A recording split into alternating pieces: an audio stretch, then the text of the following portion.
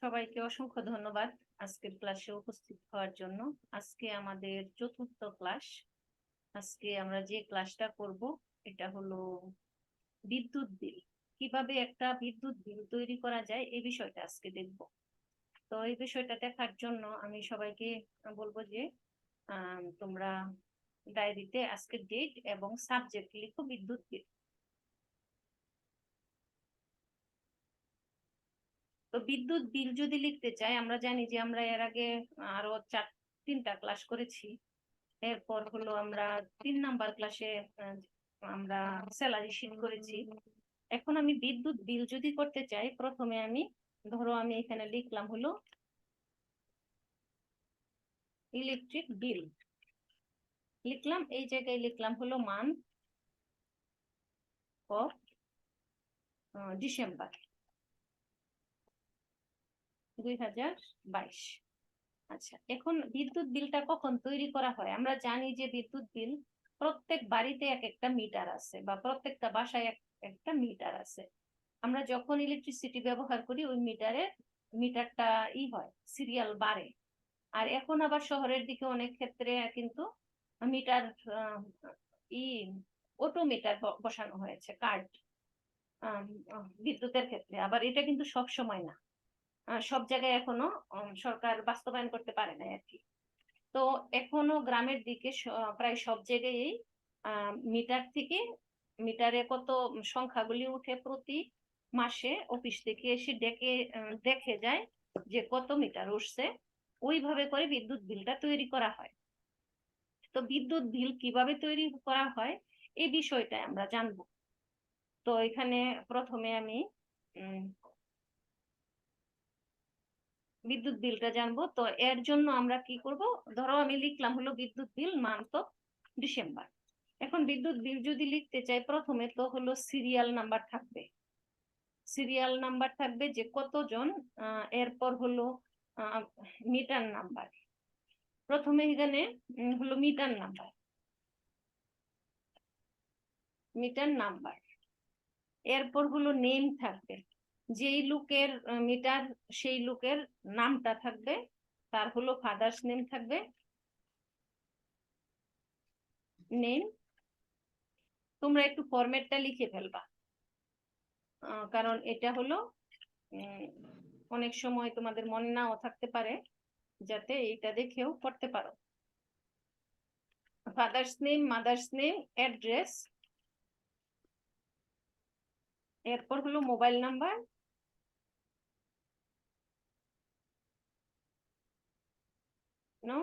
এরপর হলো ইউনিট, কত ইউনিট ব্যবহার করছে এই ইউনিটটা, এরপর বিল,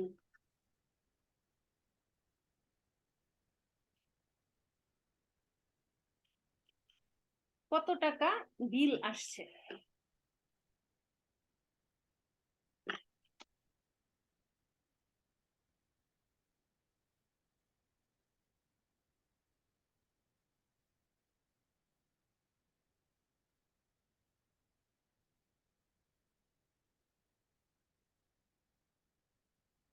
আচ্ছা, পেমেন্ট বিল বললাম। এখন এই যে এই লেখাটার আমি যদি চাই এই লেখাটার এইটুকুর মাঝামাঝি এই বিদ্যুৎ বিল কথাটাকে রাখার জন্য, তখন কিন্তু এখানে এইটুকু সিলেক্ট করব, সিলেক্ট করে এই যে মার্কস করব। দেখো এখানে মার্কস হয়ে গেছে, সিলেক্ট করার পর মার্কস চলে আসছে।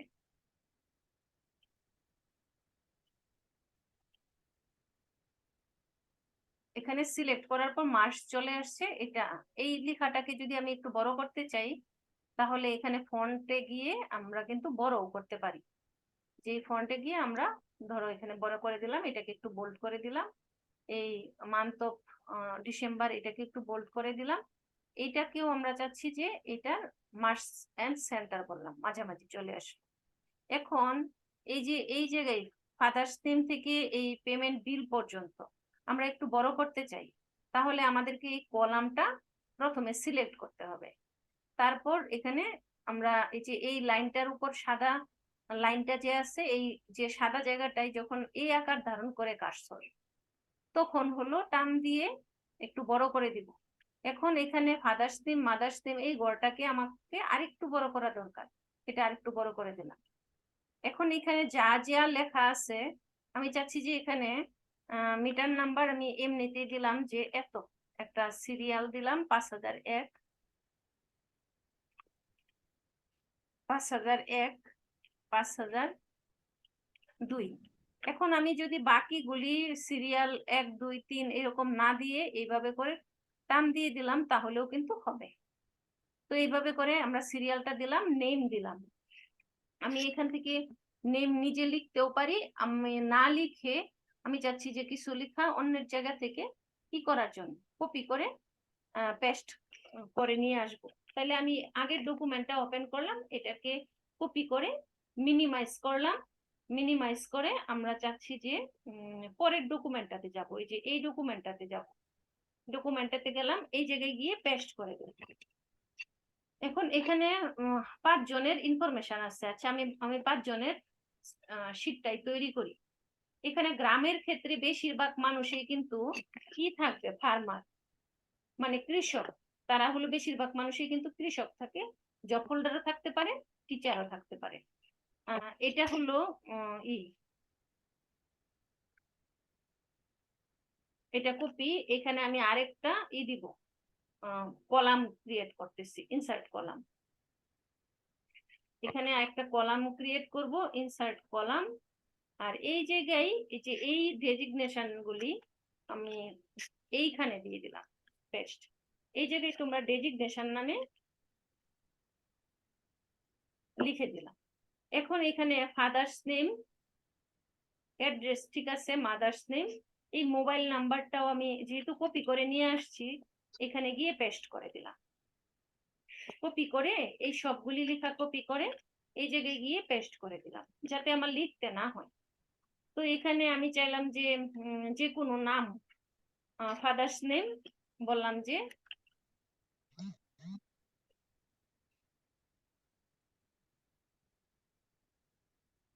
জালাল মিয়া।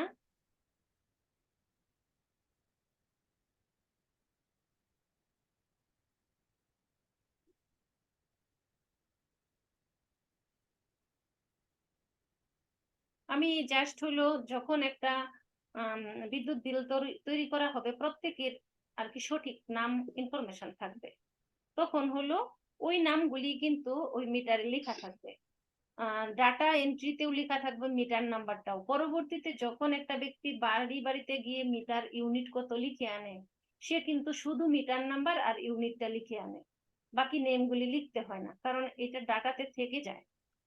তো আমরা এখানে আমাদের মতো করে লিখলাম যে কিছু নাম লিখবো।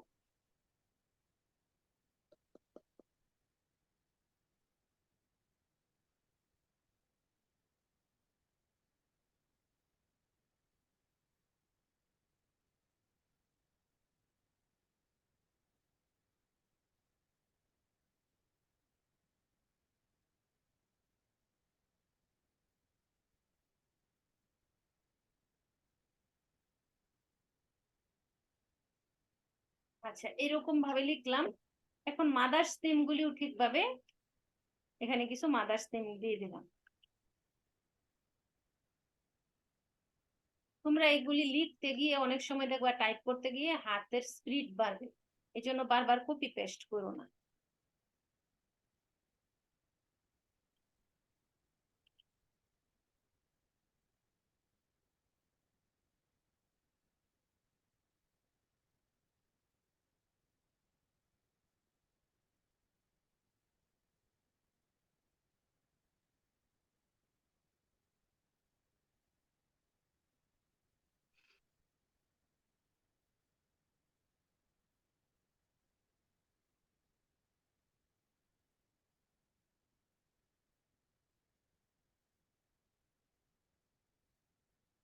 তো এইভাবে করে যে কোনো একটা,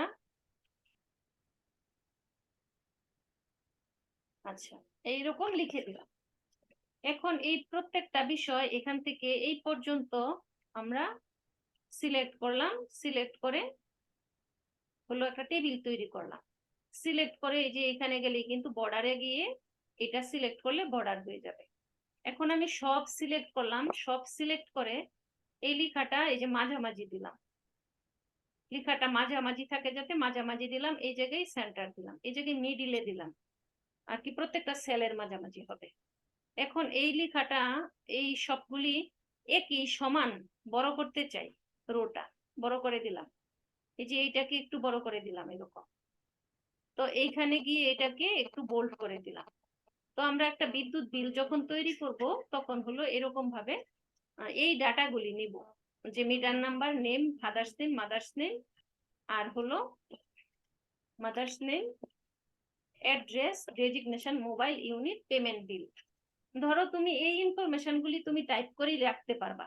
এখন অফিসেও কিন্তু যে কম্পিউটার অপারেটর থাকে সে কিন্তু একবার এটা তৈরি করে, পরবর্তীতে মাসে মাসে যদি সে মিটারটা কন্টিনিউ চালায় তখন কিন্তু একজন ইউনিট থাকে, ইউনিট উঠানোর জন্য এরিয়াতে এক একজন ব্যক্তি যায়, সে উঠায় নিয়ে লিখে নিয়ে আসে।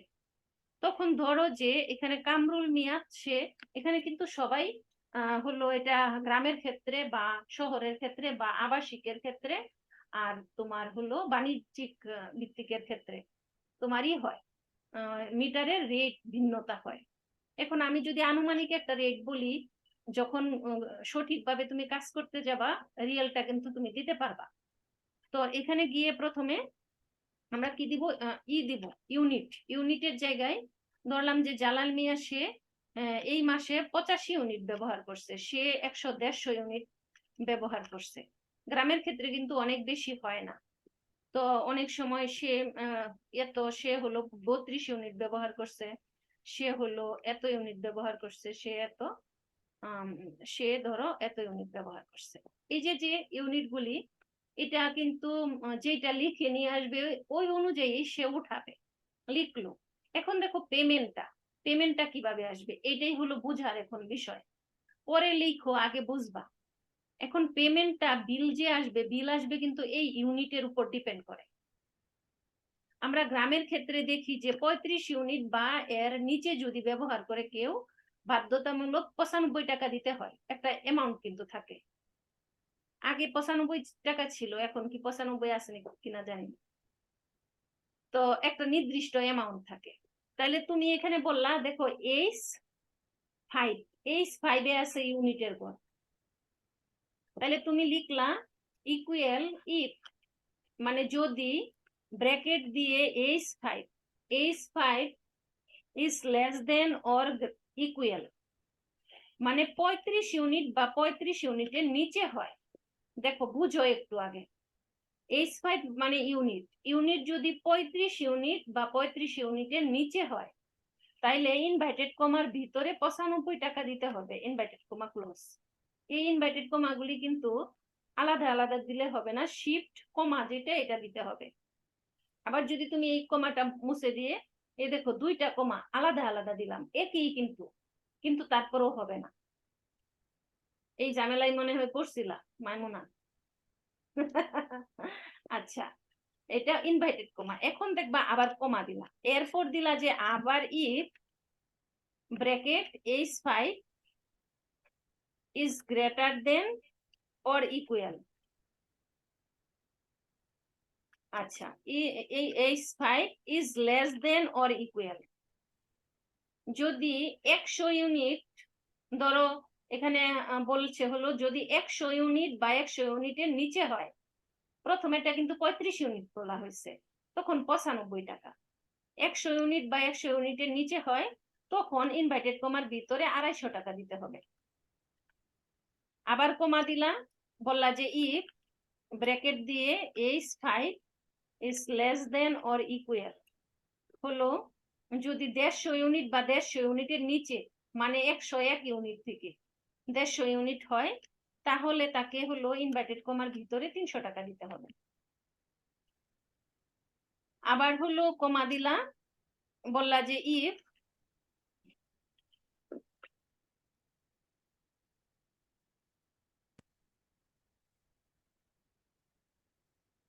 বললা যে ইফ এখানে যদি H5 is less than or equal যেহেতু 150 বলছো, এখানে 200 ইউনিট বললাম, 200 ইউনিট বা 200 ইউনিটের নিচে হয়, তাহলে তাকে দিতে হবে ওইখানে 250-300 টাকা, এখানে ধরো যে তাকে দিতে হবে 400 টাকা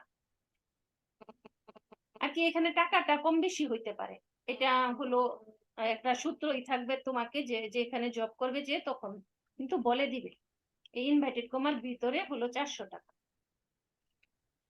আবার এখানে বললাম যে ব্র্যাকেটে if h5 is greater than is less than or equal, যদি 300 ইউনিট বা 300 ইউনিটের নিচে হয়, মানে 201 থেকে 300 হয়, তাইলে হলো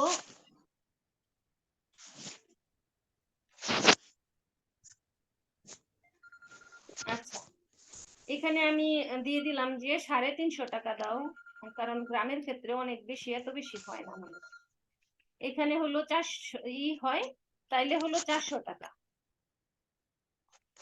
400 টাকা ইনভার্টেড কমা ক্লোজ, আবার একটা কমা দিয়ে 500 টাকা দিব। আর যদি না হয়, তার মানে 300 ইউনিটেরও যদি বেশি হয়, তাহলে 500 টাকা হবে। 500 টাকা, 500 টাকাটা ইনভার্টেড কমা ক্লোজ। এখন দেখো কয়টা ব্র্যাকেট দিছো, এখানে একটা ব্র্যাকেট, দুইটা ব্র্যাকেট, তিনটা ব্র্যাকেট, চারটা, পাঁচটা ব্র্যাকেট ক্লোজ করবা। আচ্ছা, সূত্রটা কি সবাই কি বুঝতে পারছো কিনা? আমি আবার বলতেছি, ইফ মানে যদি, h5 মানে হলো ইউনিট, ইউনিটের গড়টা 35 ইউনিট বা 35 ইউনিটের নিচে হয়, তাহলে 95 টাকা দিতে হবে। 100 ইউনিট বা 100 ইউনিটের নিচে হলে 250 টাকা দিতে হবে। 150 ইউনিট বা 150 ইউনিটের নিচে হলে 250, মানে 101 থেকে 150 হলে 300 টাকা দিতে হবে।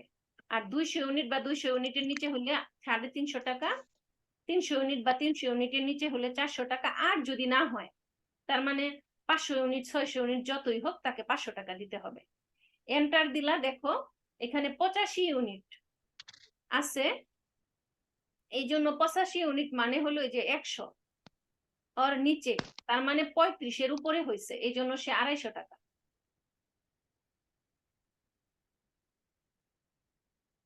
সবাই কি বুঝতে পারছো কিনা একটু আমাকে বলবা।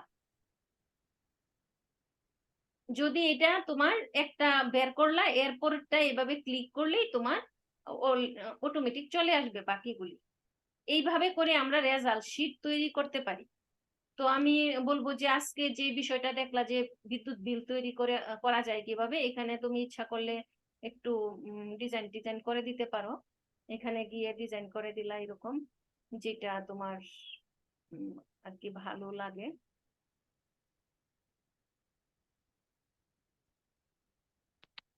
তো এইভাবে করে আমরা কাজটা করতে পারি। এই ঘরটাকে মুছে দিলাম, ডিলিট দিয়ে মুছে দিলাম। আচ্ছা, তো অসংখ্য ধন্যবাদ সবাইকে আজকের এই ক্লাসটা দেখার জন্য। আর তোমাদের এর পরবর্তীতে যে কোনো প্রশ্ন থাকে আমাকে শেয়ার করবা।